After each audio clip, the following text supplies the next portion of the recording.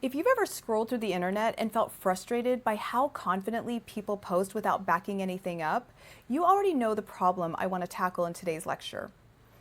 Online, it's common to see opinions shouted as if they were facts, memes passed off as proof, and endless arguments that collapse the moment anyone asks, "Where's your evidence?" The same thing happens in classrooms and essays. A point feels obviously true, but without evidence, it persuades no one. That gap between opinion and proof is exactly what we're going to close today. Hey everyone, Dr. Whitney Kosters, Professor of English, helping you with writing, literature, and research here on YouTube with a variety of lectures and readings. I am so glad that you are here with me today. So if you already know the fundamentals of rhetoric, rhetorical situation, ethos, pathos, logos, and the way style and voice shape meaning, you're in a pretty good position to argue a point. But before you can truly write persuasively, you need one more crucial element: evidence. When people are pressed for evidence and they can't provide it, they often don't concede the point. They get louder, they grow defensive, emotional, even angry, and that's when arguments turn into fights. You know what I'm talking about. The truth is, arguments without evidence are just opinions, and opinions on their own are cheap because, well, everyone has one. What separates a persuasive writer from a forgettable one is how they use evidence. Not just collecting it, but framing it, integrating it, and making it work rhetorically. And I think that's especially important in our world, which is, quite frankly, drowning in noise. Today, fortunately and unfortunately, everyone has a platform to broadcast their unfiltered opinions. The internet overflows with half-formed claims and arguments that collapse under scrutiny, and it's easy to get lost in all of that, whether you're a writer or a reader. What will make your writing stand out isn't volume, it's proof. So in this lecture, we'll move from assertion to argument.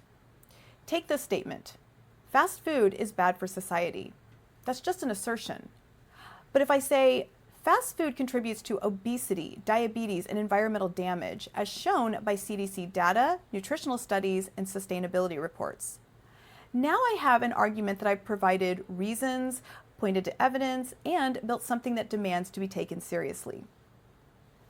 Aristotle knew this over 2,000 years ago. In his Rhetoric, he identified three kinds of proof: ethos, pathos, and logos. And logos wasn't just logic, it was evidence presented persuasively. And when we study evidence today, we're working in that very tradition.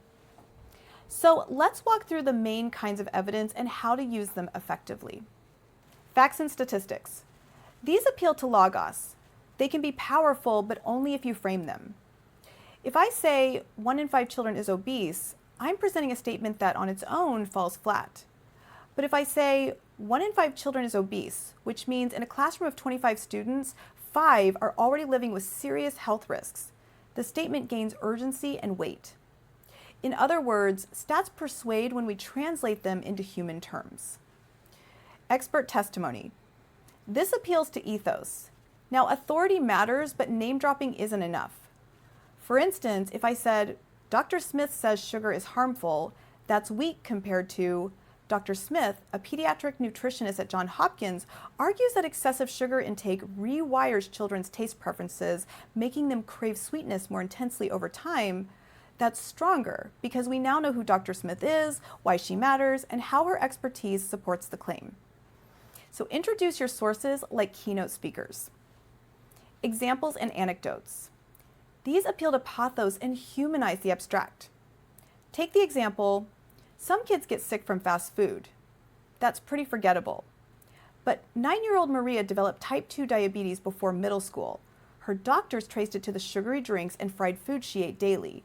Stories like Maria's show how public health statistics play out in real children's lives. So anecdotes breathe life into numbers as long as you connect them back to your claim. So always follow with, this shows us that, analogy and comparison. These bridge logic and imagination. Eating fast food every day is like smoking a pack of cigarettes. The damage builds slowly but relentlessly. Strong analogies clarify by linking the unfamiliar to the familiar, while weak ones distort. So, how do you know if your evidence is good? Test it with 4 questions. Is it relevant? Is it sufficient? Is it credible?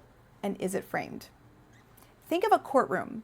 Evidence only counts if it's admissible, persuasive, and clearly connected to the case. Otherwise, it's just noise. So let's test this in practice. A politician says, "The climate has always changed. We shouldn't panic about short-term trends." Now, compare that with NASA data.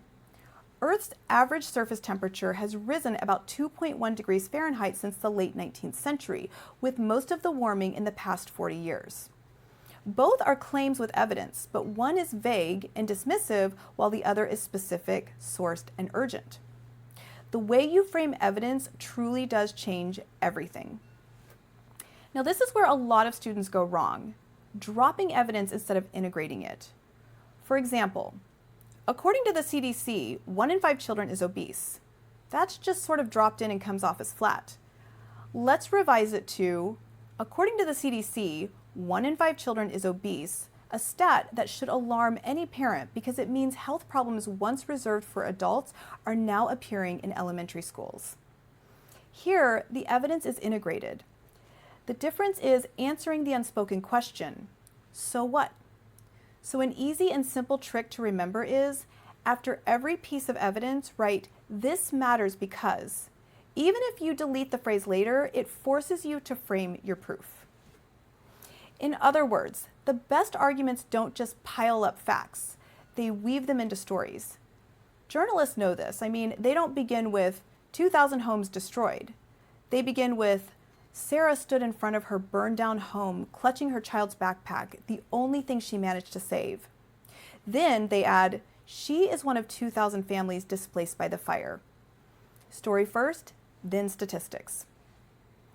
Evidence is also about timing. The Greeks called it kairos, the opportune moment. In truth, a fact lands differently depending on when you present it. After a tragic school shooting, stats on gun deaths feel raw and undeniable. Months later, dropped into a budget debate, the same numbers may fall flat. During early COVID, daily case counts carried terrifying weight. Years later, these same kinds of numbers barely register. Even in everyday life, asking your boss for a raise with salary data hits differently when the company is thriving versus when layoffs loom. So always remember that your evidence gains or loses power depending on kairos. So here's the real crisis that we're living in now. As I said earlier, opinions are shouted out as facts all the time, and outrage is mistaken for persuasion. When we accept this, we confuse volume with truth. We mistake emotion for evidence. And over time, people who never back up their claims lose credibility. That's why we have to remember, to argue is not to fight. In rhetoric, to argue means to lay out a claim supported with reason and evidence designed to persuade a particular audience. It's not about humiliation or scoring points. It's about building something that can stand under pressure. For us in the academy, evidence also means scholarship. Your essays won't just cite the CDC or NASA. They'll cite peer-reviewed articles, books, and studies. Too often, students treat sources like decoration. Drop a quotation, slap on a citation, and then they move on. That's not evidence. It's actually avoidance. Real evidence is introduced, contextualized, integrated, and interpreted. You explain who the author is, why they matter, what their research shows, and how it strengthens your argument. Think of it as a conversation. I mean, you're not just repeating others, you are showing how your voice enters, extends, and develops that dialogue. Learning to work with evidence will do more than help you finish a paper. It is the skill that earns you credibility in every sphere you move through, in school, your career, and in civic life. In your classes, it means your essays rise above summary and opinion to become serious contributions to a scholarly conversation. In your future work, it's the difference between being someone whose claims get ignored and someone whose proposals move people to act. And in everyday life, it's how you cut through noise, resist manipulation, and speak with authority in a world where anyone can publish anything. When you train yourself to demand evidence, you're not only a stronger writer, you're also a sharper reader, able to recognize when a claim collapses under scrutiny. And that's a real survival skill in an age of misinformation. I hope you found this lecture helpful, and I do want to remind you that this lecture is just one part of a bigger series I've created on rhetoric, from understanding rhetorical situations, to developing ethos, pathos, and logos, to mastering style and timing, to performing rhetorical analyses. If you want to keep building your skills step by step, or learn a little more about literature and writing in general, make sure you subscribe so that you don't miss any upcoming lectures. Be well.